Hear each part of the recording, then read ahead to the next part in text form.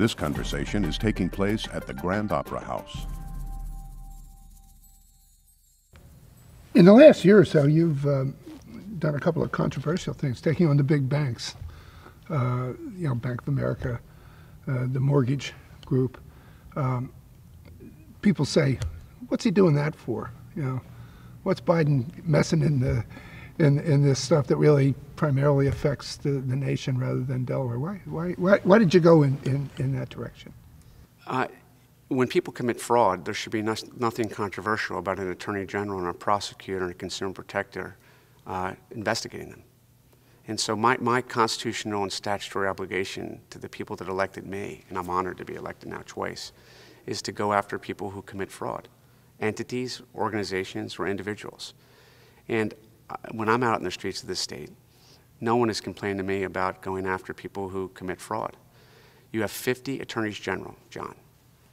All of them, every single one of them, including attorneys general, I think, from the territories, united in investigating the national banks for committing fraud and the way they service loans, fancy way of saying how they go about trying to foreclose on an individual.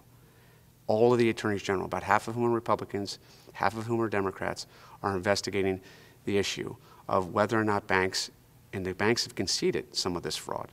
That's why they stopped foreclosing. So not often do you get the person who has perpetrated a fraud admitting to the fraud.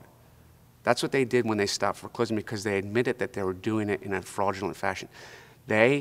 All of these banks, the big national banks, it's not a local Delaware banking issue, the national banks, admitted that they filed tens upon tens upon tens upon tens of thousands of false affidavits and false notarizations in courts of law all across this country, including the state of Delaware.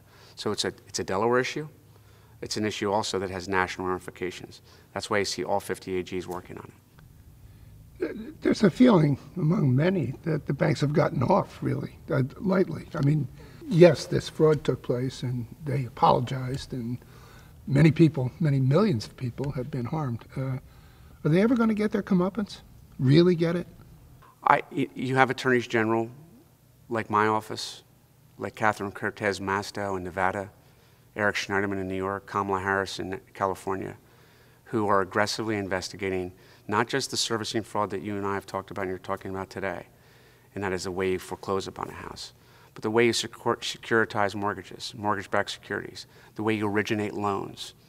And I am and other attorneys general are doing just what you said. We're investigating all aspects of this man-made disaster. The housing bubble's explosion was a man-made disaster for which no man or entity has been held responsible.